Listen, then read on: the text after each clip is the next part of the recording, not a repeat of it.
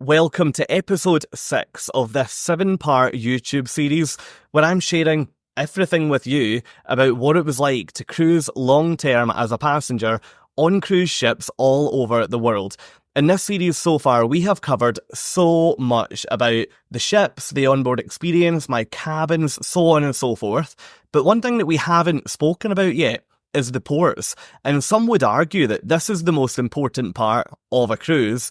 And the ports were probably the most important part for me because I was doing all this to see the world. I know some people that go and live on cruise ships to enjoy the ships, but for me, fine, I wanted to enjoy the ships, but it was all about seeing everywhere that I could in such a short period of time.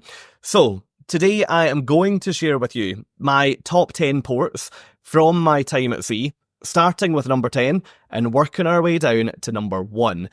After that, I'm going to cover 5 ports that I didn't really enjoy visiting during my cruises, and to be honest, I wouldn't be overly fussed if I didn't go back to them.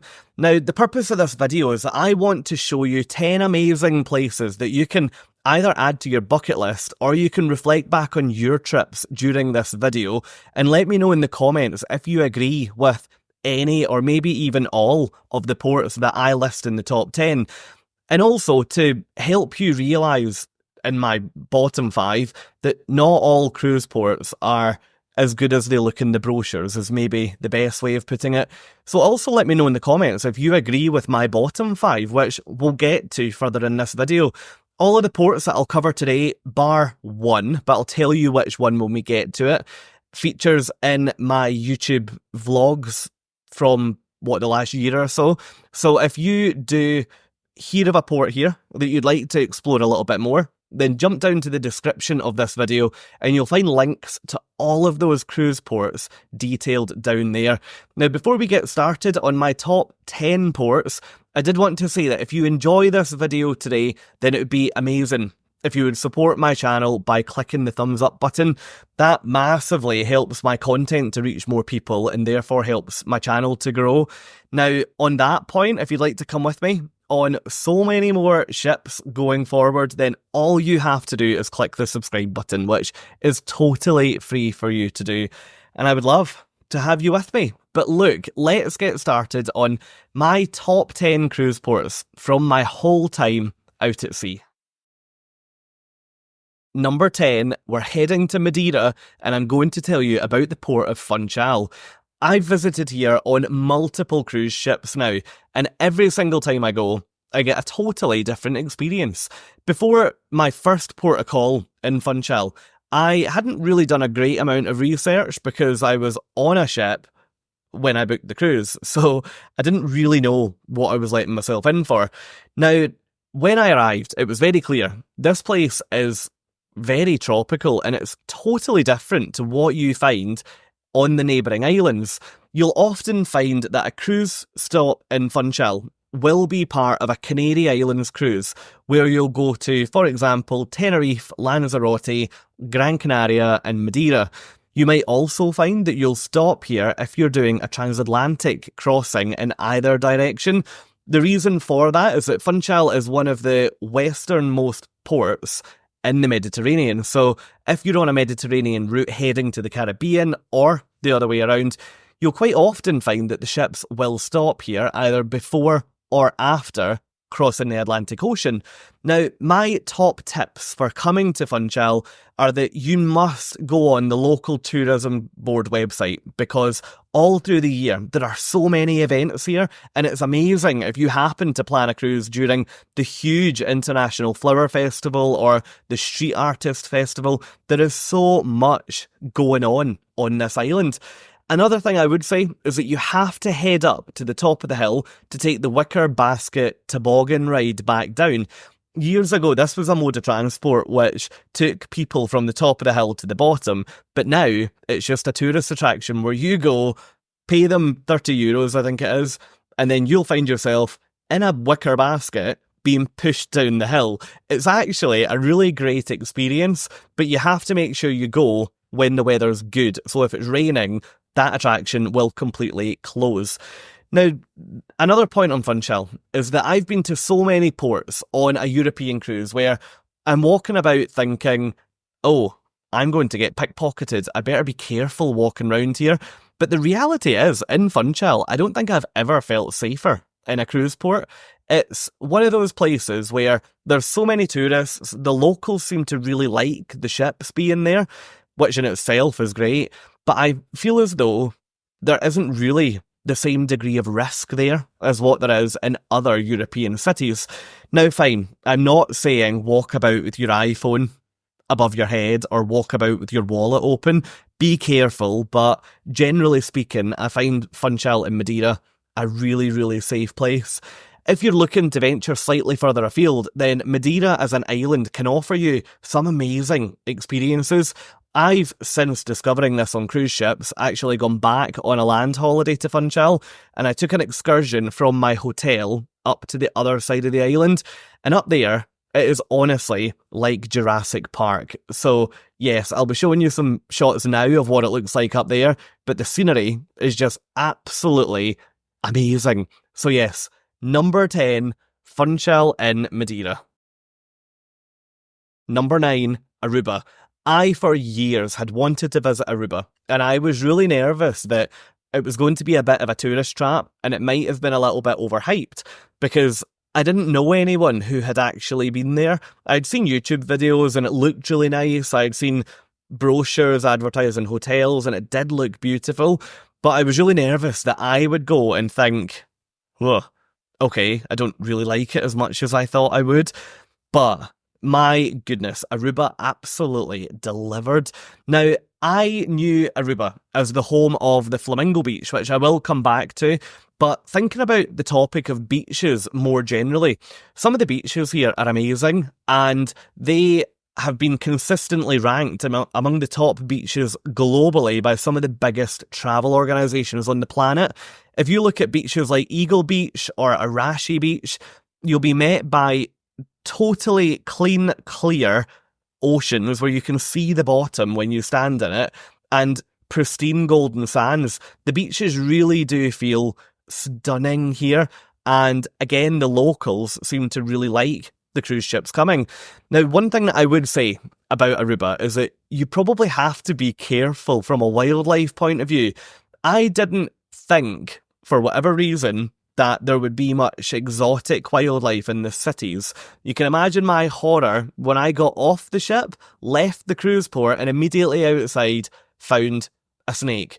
I don't know what kind of snake this is. It might be a python, I'm not sure, but to be honest, any type of snake is too much of a snake for me. I absolutely hate them. Now, since discovering that, I was really nervous everywhere I went in Aruba because I was just terrified a snake was going to be there. But luckily, the only one I found was that dead one on the road. If I'd seen more, that place wouldn't have been in my top 10, no matter how nice the beaches were. Now, going back to my point on Flamingo Beach. Flamingo Beach is in Aruba. It's actually part of a slightly different island that you access from Aruba. So the island itself is called Renaissance Island, and it's owned by the Renaissance Hotel Group, which is based right on the waterfront in Aruba, looking out towards the cruise port. Now, to get to the island, it is expensive. You have to buy a day pass, which, if you head over to my Aruba vlog, I'll explain in full detail. But you have to buy a day pass, and then you get put on a small boat, taken over to the island for as long as you want, and then you can come back. Now, it is a really lovely experience. I would recommend, if you've got a full day in Aruba, try your hardest to get a day pass, get over to Renaissance Island, go and see the flamingos, and just relax in what is a really, really luxurious environment, and then come back to your cruise. So yes, Aruba, really top marks for me. Beautiful beaches, relatively scary wildlife, but all round a gorgeous island. Number 8, we're coming all the way back across the Atlantic now and entering France, for a city that does get a very mixed reputation, and that is Marseille, down on the south of France. Now, Marseille ranks as one of my favourite cruise stops because it's so underrated, and the fact it gets such a mixed review, when I don't think it deserves such feedback, I think Marseille is one of those ports that you go to where you have to maybe look a little bit harder to fall in love with it. But once you fully understand this city, it'll grow on you and it'll grow really quickly on you. Now, I was fortunate enough that I visited 3 or 4 times on various ships over my 10-month window. I also spent 4 nights here on land in between ships, and that gave me the ability to really explore the city. Now, what I loved about Marseille is that you've got loads of different neighbourhoods all within the city, and each of them is so different to the other. You could be in this neighbourhood here, and honestly, if you were over here, it would look like you weren't even in France anymore, or you weren't even in Marseille. They are so different, and you could spend a whole day just wandering around one neighbourhood. In addition to the neighbourhoods, the churches here are stunning. There's one particular church all the way at the top of this massive hill, but when you go in there, it's just absolutely remarkable. Now, one downside to cruising in or out of Marseille is that if you're on a larger ship, which, to be honest, the majority of cruisers are nowadays, you will be docked quite far out of the city. That means that in order to get to and from the cruise ship, you'll be required to take a shuttle bus from your ship to the port gate. You'll then be required to either walk or take another bus to get you into the city. That isn't a problem if you're fine to just throw your walking boots or your trainers on and go for a walk. But if you are maybe a little bit more unsteady or maybe less able to cover distance, then it might be a little bit inconvenient where you dock. That said, if you dock on a smaller ship, when I visited one of the Azamara ships, we're docked almost right in the city, just outside one of the churches. So if you're planning to visit Marseille, be aware that your experience could be totally different depending on what size of cruise ship you visit on. But I'd love to know your thoughts on Marseille, because I know people that refuse to leave the ship when it docks there, and I honestly couldn't disagree with you more. So let me know in the comments, have you ever visited Marseille on a cruise? Did you enjoy it? Would you go back? Or would you rather give it a miss? Number 7, remaining in Europe, let's head across to the Greek islands now to talk about Santorini. Santorini for me was another bucket list one that I've wanted to go to for such a long time. I've looked at postcards and I've looked at holiday brochures with the whitewashed buildings with the blue domes on top, thinking that just looks like something out of a fairy tale. It can't possibly look like that. And I am thrilled to report that it does. Some of my really basic photos on my iPhone have worked out absolutely amazing from Santorini, and it looks as though you are on another planet. You've got all the white buildings, the really blue ocean, the blue domes on top. It really does look absolutely magical. One thing that I did find about Santorini was, well, first of all, they have a method of getting up the hill that I really, really disagree with. Now, when you visit Santorini on a cruise, you will dock at a place called Fira, which is a little bit out of Ia, which is the really famous place in Santorini. Now, in order to get from the cruise port up to Fira, which is at the top of the hill, you can take a cable car to complete that journey.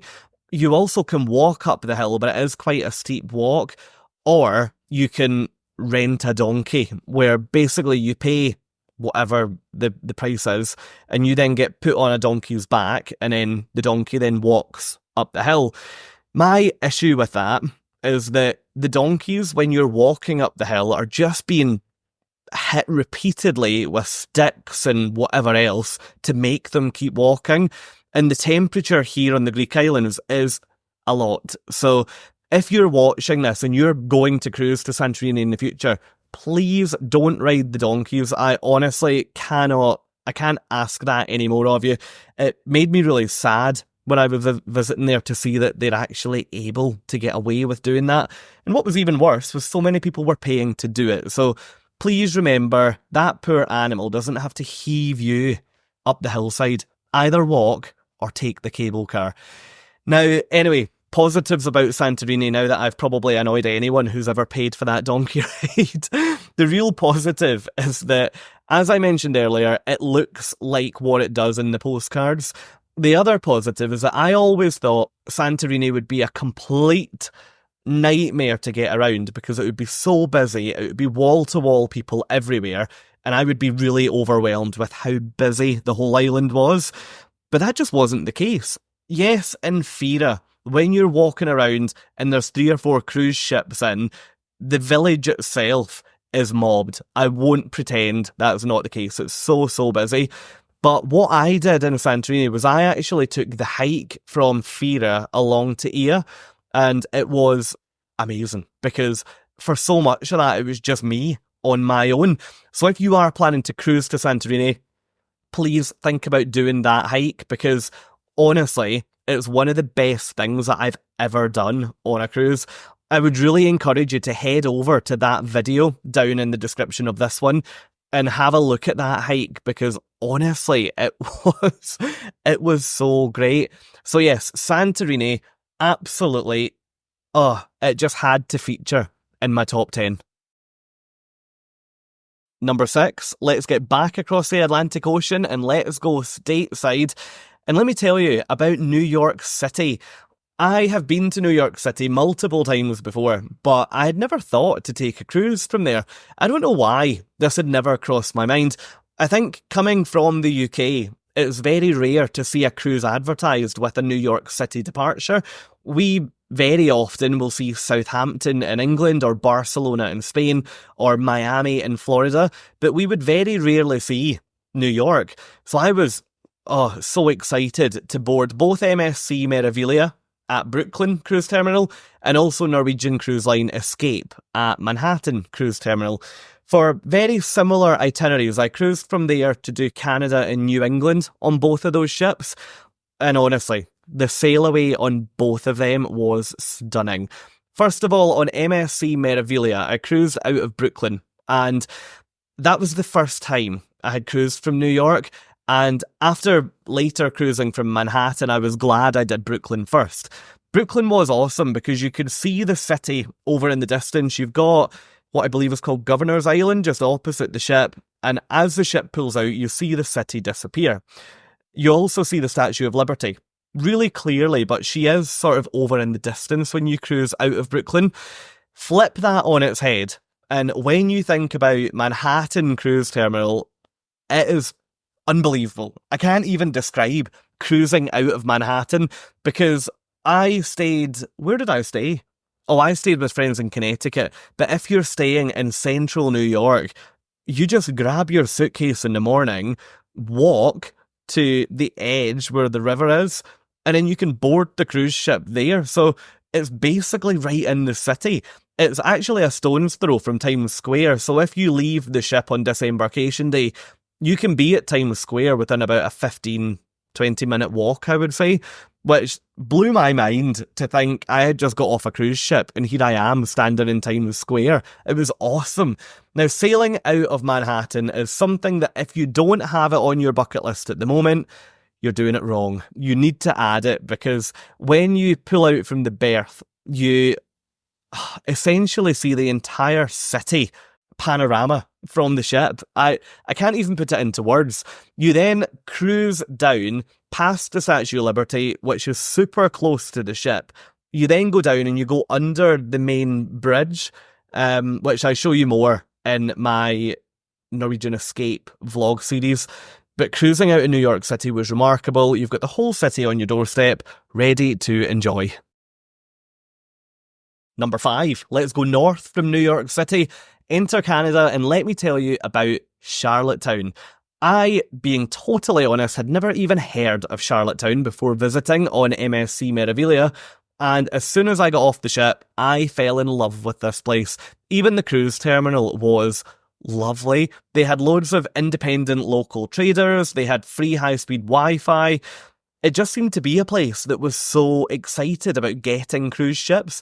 Now, since I came home, I actually found them online on social media, and they post loads of pictures of the cruise ships. All the local residents are in the comments talking about how much they like the ships. It's such a wholesome place. The day that I visited, they had a huge farmers market on, and the whole high street was completely alive. There was also a scarecrow festival, so all the locals had made scarecrows and they were displayed all around town. It's also the home of what is apparently some of the best ice cream on the planet. That's called Cow's Dairy. And I went along to the branch they've got in the downtown area.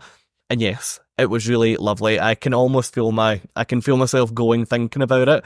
But yes, if you are looking at an itinerary that stops at Charlottetown, then, take it from me, it's wonderful. Even sailing away from Charlottetown is lovely because you've got land on both sides for quite some time. So when you're going down, you can look off the ship and you can see civilization for probably about an hour after you leave the cruise port. So if you are cruising there, make sure that you head out onto the top deck and have a look, because it's very different to so many other cruise ports. Number 4, come and join me back over in Europe. You'd think I would do this list where I would do one side first, followed by the other. But no, we're back in Europe now, and let me tell you about Naples. Naples is one of my all-time favourite cruise ports because I had previously only heard bad things. I've met so many people who don't leave the ship in Naples, who say they don't feel safe in Naples, who say it just feels dirty.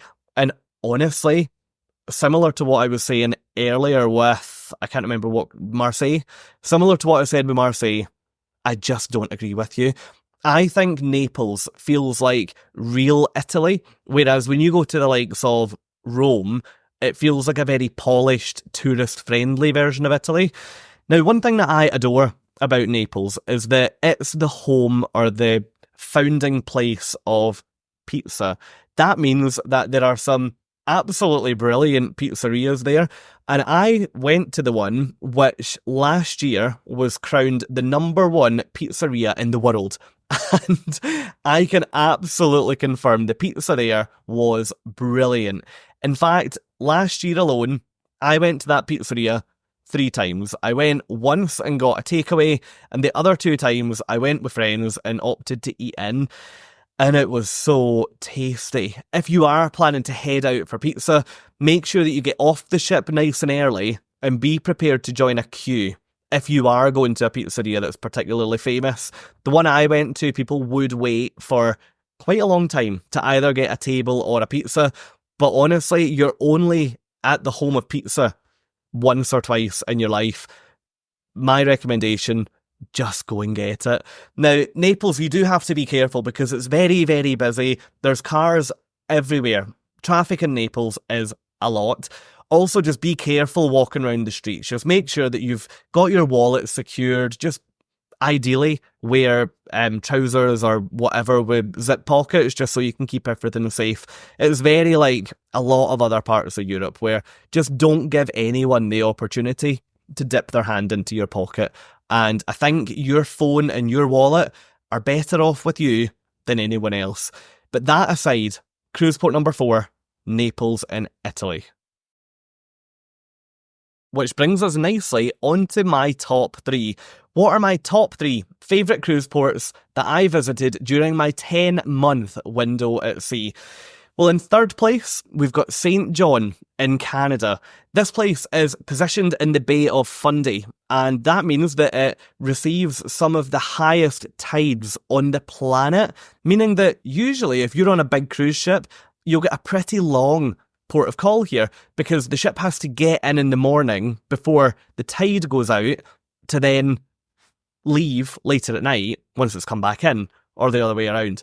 Now, because of that high tide situation, there's some amazing things that happen here. So if you go to the reversing falls, there is actually a time of day where it looks as though the waterfall and the river are flowing the other way rather than out to the ocean. It's amazing. I didn't think it would work, and I thought it would be one of those things that I saw it on Google, but I would go and be really underwhelmed. But not the case at all. I visited St. John on a huge cruise ship, MSC Meraviglia, and I was amazed to find that when I got to the reversing falls, I was the only person there. This place to me felt really unspoiled from a tourism point of view, and the locals here were among the nicest people I think I've ever met. Genuinely among the nicest I've ever met. I went along to the city market and went a wander around there. and met a lady who ran a soap shop. Now, I think that soap shop was called the Blue Pelican, and I've plugged them before in my YouTube videos, but if you are watching this video from St. John or you're going to St. John, please go to that soap shop. You'll find it in the market and tell them that Fraser said hello. Honestly, they're so lovely, and they were so happy to take time out of their day to just have a chat with me about how I was finding the city. Since coming back from there, so many local people then found this YouTube channel because I posted a video of what my day was like there. And the comment section in that video just proved to me why they deserve to be in my top 3 ports globally. Because honestly, if you're looking for somewhere where the locals seem to really enjoy living there, they seem to really enjoy the tourists being there, and everyone just seems quite grateful for what they've got, then you want to check out St. John. Another really cool thing about this port is that they have a container village right outside the cruise terminal. By container village, what I mean is a whole array of shipping containers that have been turned into businesses. So you've got shops, you've got bars, you've got little cafes and coffee shops. And then at the end of the complex, you've got a stage where they bring performers during the day and also at night. And it's really cool to go to the roof terrace of that container and look up at your ship. You get some amazing views. Another thing that's really cool about that is when you're on a ship leaving St. John, you can often watch the concert that's taking place down on the stage. One of the nights when I sailed out, there was what looked like a huge concert happening down there. And yeah, it's a place that I would just love to go back to at some point. So yes, number 3, St. John, you've won third. Number 2, second place, Bar Harbour, Maine. This cruise port is absolutely unbelievable. You'll find it's very local to Acadia National Park. I visited on board Norwegian Escape, and that was such a busy cruise ship. When I got off the ship, all of the excursions to Acadia National Park had already sold out, but it was so easy to find a way to use a minibus service, in my case, to take you from the downtown area into the national park and back again. They've got such amazing views from the top of Cadillac Mountain in Acadia National Park. So if you are planning to cruise here or you're thinking about it, be sure to use the shuttle service, which is in my videos, just to get into the park, because it's super cheap compared to the cruise lines. And the lady that runs that, again, similar to in St. John, is just so lovely. So yes, let's support another really local business. Now, Bar Harbour, unfortunately now, has got some pretty strict cruise ship rules, regulations and policies. So I think now it's very difficult to visit Bar Harbour by cruise ship, especially if you're on a large cruise ship like I was. But if you can find a way, or you can find a cruise itinerary that stops there, I would recommend it so much, because I had a wonderful experience. The high street there feels like a real American New England high street. It's just so lovely, and it's so picturesque. I was there during fall or autumn, and the colours were all starting to change, and it was just such a lovely little place to spend a day. It's also where I had probably the best lobster roll that I've ever eaten. Now, I've not eaten many, but they say that the lobster roll in Bar Harbour is some of the best in the world, and I think I would back that theory up. So, second place, Bar Harbour in Maine, which brings us on to which cruise port is my favourite in the world after my 10 months at sea. Are you ready for number 1? If you're watching this video from the UK, you might never have heard of this place, but let me show you a quick snippet of what it's like to visit Catalina Island. Catalina Island is just off the coast of California, and I visited here on a cruise on Navigator of the Seas, which is one of the cruise ships from Royal Caribbean. I didn't really know what to expect from Catalina, because when I was in California itself telling people I was taking a cruise to there, they couldn't really believe that I was going on a cruise. The reason for that is that it's really easy to take a ferry from the mainland over to Catalina, and it takes no time at all. So the concept to locals there of me taking a cruise to visit Catalina. I think it blew their mind. What blew their mind even more was that when I left Long Beach, California, I then had a day at sea before arriving in Catalina. So the ship must have just performed loops out in the ocean before then coming back into Catalina the following morning. Now, what did I love about this place? First of all, it's a tender port. So when you wake up, the ship will be anchored just off the coast. And looking over to the island is just stunning. I was lucky enough to be in a balcony cabin on that cruise because I wasn't solo that time. And sitting on the balcony in the morning, looking over to the island was beautiful. Absolutely beautiful. Now, it was a tender port, but Royal Caribbean did manage the tender process really, really well. So by the time I got ashore, I was still in a good mood, which is more than I can say for some tender ports I went to last year.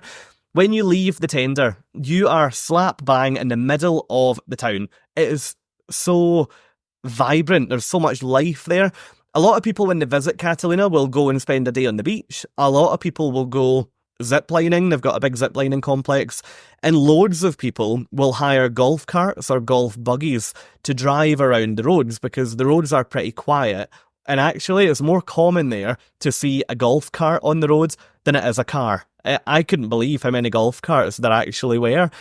I tried to rent a golf cart, but to be honest, it was far too busy and I didn't want to wait in line. So I ended up just going for a walk and then walking up one of the hills for some incredible views of the island. It was just so lovely. Now, the weather here was also perfect during my visit because you've got the Pacific breeze all around you. So even on a hot summer's day, it doesn't feel as though it's absolutely baking like what it would if you were on mainland California.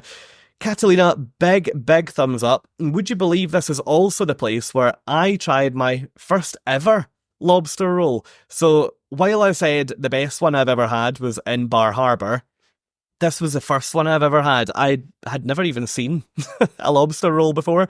So that maybe shows you that up until this year, I was relatively inexperienced with cruising in the US because I found on American ships, passengers love lobster.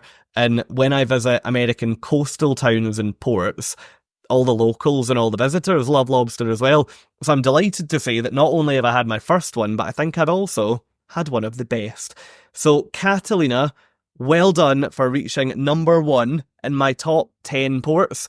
Shall we now move on to look at 5 ports that I didn't enjoy quite so much? Before we get started on the 5 ports that I didn't enjoy so much, I do want to say, this part of the video is not designed to recommend to you which ports not to visit. I get asked the question so many times, which were your favourite ports? Which were your least favourite ports? Which ports would you go back to? Which would you not?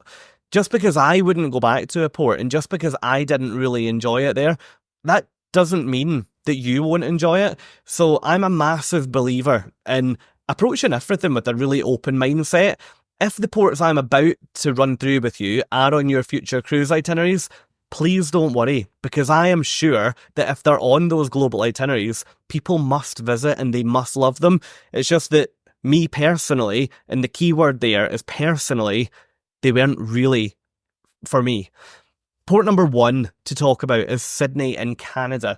Now, Sydney is part of Nova Scotia, and we visited on the day of a national holiday, which, to be perfectly honest, I suspect this is probably why I didn't really enjoy our port stop there. When I got off the ship, it was very aware that almost everything in the town was closed and there wasn't really very much going on. One thing that Sydney does have, right beside the cruise ships, which is a very interesting tourist attraction, is the world's largest fiddle. This is, as the name suggests, the world's largest fiddle. It's enormous and it's a fiddle, and you'll find it right outside the cruise terminal, directly beside the ship, so you really don't have to hunt very hard to try and find it. This fiddle will then play music during the day, but that's kind of it. It's just a statue of a big fiddle that's got a speaker that plays music. I don't know what I was expecting, but considering that's basically the number 1 tourist attraction there, I was expecting a little bit more. Now, the town itself, when I was visiting, again, was undergoing a lot of upgrading work. So they were ripping the roads out, they were, I guess, upgrading the whole high street really, which meant that my experience there just wasn't as nice as what it would be when it's finished. So maybe if you go back there now, it would be a totally different story. But all I could do during my port call in Sydney was head over, check out the giant fiddle, and then the only place I found that was open was Tim Hortons. So I went to Tim Hortons to get something to eat and to get a coffee, but I could have just done that in London. So Sydney, I didn't fall in love with, but I probably would like to go back on a day when everything's open and when all the roadworks are complete, which they should be by now. Let me know in the comments if you've ever visited Sydney, and let me know what you thought. Number 2, we're now heading to a very different part of the world, and it's an entire region that we haven't actually spoken about in this video. Let me tell you about Jeddah in Saudi Arabia. Now, this is a cruise port that I didn't fall in love with for a number of reasons. First of all, I felt as though it was very difficult to go anywhere as soon as I got off the ship. It was one of those places where there seemed to be a lot of taxis that were all offering different prices. None of them had the meters on. It was all very much cash in hand. To be honest, it felt a bit like Scam City when you were looking at it from a taxi point of view. Now, I ended up booking a shuttle from the cruise line to get into Jeddah and back again, which I was really glad that I did, because it gave me the security of having an official ticket that would get me back to the cruise port, because where you dock on the ship, you're actually nowhere near the city centre, so you couldn't just throw on your trainers and walk in like I usually enjoy doing. Now, Jeddah itself, the actual city is quite nice, but there was just something about it that it just didn't quite work for me. I didn't think it felt the safest of places, and I wouldn't be overly bothered about going back. Now, the other reason why this part of the world would probably never score in my top 10 favourite ports that I would love everyone to go and visit is just from a moral standpoint. A lot of the beliefs and a lot of the way they live their life is really difficult for me to compute and for me to get on board with. So for that reason, I wouldn't go back until that entire part of society was just a more accepting place to be. But I did find it interesting, but I probably wouldn't go back. The other thing that I found really unusual about Jeddah was it was among the strictest places that I visited in the Middle East when it came to covering up skin and not being allowed through certain places if you weren't fully covered. Now, when I was in Dubai and Abu Dhabi and Oman, you could walk about the streets wearing shorts and t-shirt, but if you went indoors to a mosque, for example, you'd be required to cover up.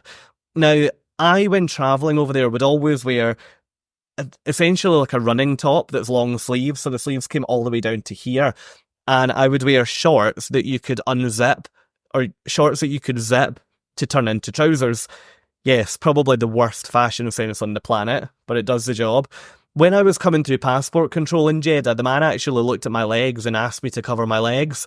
Now, that was before I even got through the cruise terminal to go into a shuttle bus. So it felt way stricter here. So just bear that in mind if you are visiting Jeddah and you're not too sure what to expect. You might want to head over and check out my YouTube video on that protocol.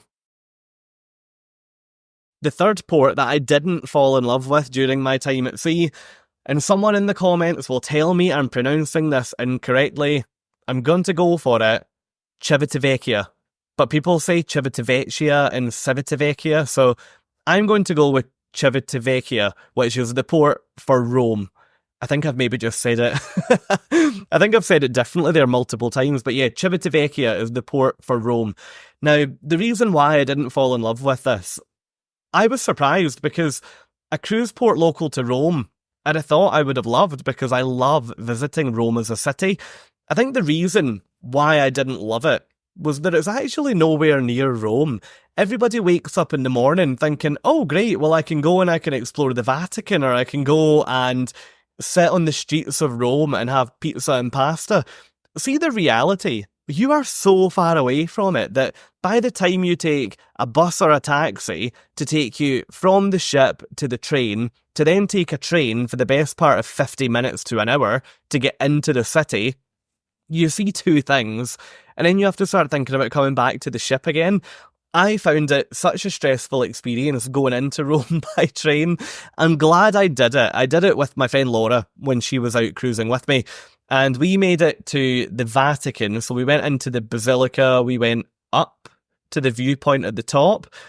And then I think after that, we basically just headed back to the ship because I was just so scared that the later trains would somehow get cancelled and then we would end up missing the ship. So yeah, Civitavecchia, I didn't love it because it's so far away from Rome. The other thing I didn't love about this cruise port is that because big ships dock there and everybody wants to go to Rome, Civitavecchia itself feels very much like a passing through place. Yeah, fine, there is a promenade there is a high street, there are a couple of parks, but to be honest, very few tourists actually use them. I felt as though it was a place where you just docked there to go on the train into Rome. You wouldn't really stay local to the ships, really. But because I visited a number of times, I was able to then spend an entire day just wandering around the port city, trying to understand what it was all about.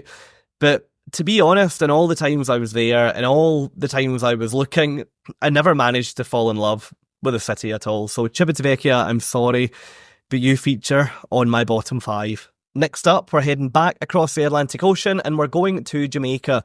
Now, one of the ports that I just didn't enjoy visiting at all was a place called Ocho Rios in Jamaica. I feel as though Jamaica, as an island in general, I've never really had the best of experiences there. And I don't feel bad saying that because I have been multiple times to multiple different cruise ports on multiple different cruise ships. So it's not a case of I've been one time, didn't really enjoy it, so I've ranked it here. It was actually one of the first places I went on a cruise, so it was nice to go back to Jamaica during my 10 months on ships. Now, I never really think Jamaica feels like the safest of places as a cruise ship passenger.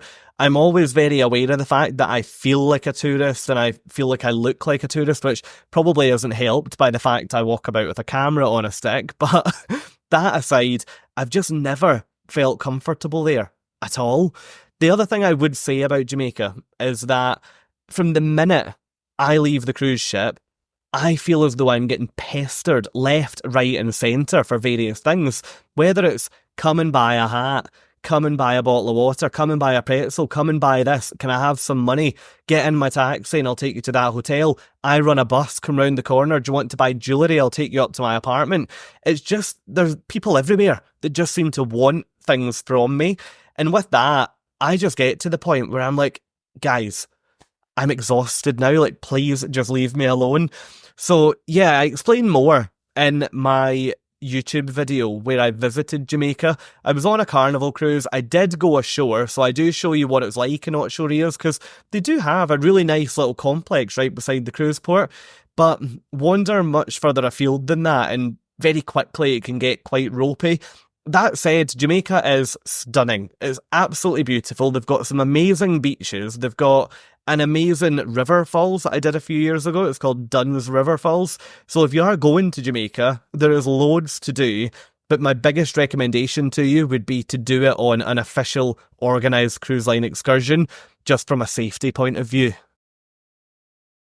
Finally, and this one could be relatively controversial, but the last port that I wanted to share with you that features on my bottom 5 list from my whole time at sea is Cozumel in Mexico. The reason why this is controversial is that it's such a popular cruise port. Thousands and thousands and thousands of tourists go here every single day on cruise ships, and I just couldn't fall in love with it. I think the main problem for me was that Cozumel seemed to have built the cruise port up to a point where it is enormous. It's one of the biggest cruise ports that I've ever seen. It is gigantic. It's like an entire town in itself where everywhere you go is offering 3 t-shirts for $10, 5 t-shirts for $10, come and buy a colour changing hat, come and buy jewellery from whatever brand that you would get in the Caribbean. It just seems like a complete tourist trap. Now, I also went outside the terminal or the cruise port and had a wander around, and also couldn't really see much out there to fall in love with. Everybody seemed to be offering me a massage, so either I looked really stressed, or maybe massages in this part of the world are very famous. I don't know, but I didn't take them up on that offer.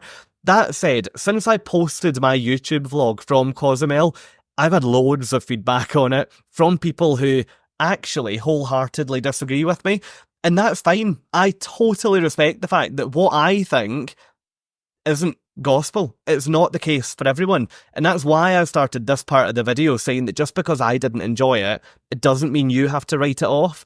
So elsewhere in Cozumel may be great, but the actual cruise area where I explored, I just didn't manage to fall in love with it. And that closes off episode 6. We have covered my top 10 cruise ports for my whole time at sea, and also which feature in my bottom 5. I really hope you've enjoyed this video. If you have, then please remember to click the thumbs up and the subscribe buttons. Please remember that although I have featured my favourite and least favourite cruise ports here in this list, please do approach your cruise with a totally open mind, because I can guarantee you'll have a totally different experience to me. You might hate some of the ones I've put in my top, and you might love some of the ones I've put down the bottom. So just because I think it doesn't make it the reality for everyone. So please make sure that you don't watch this video and then get downtrodden by the fact I've featured one of your ports in the bottom 5. Have a great time. But look, wherever this video finds you, thank you so much for watching. It's been amazing watching my channel grow over the course of this series. I really hope you've enjoyed this one, and I'll hope to see you in my next video.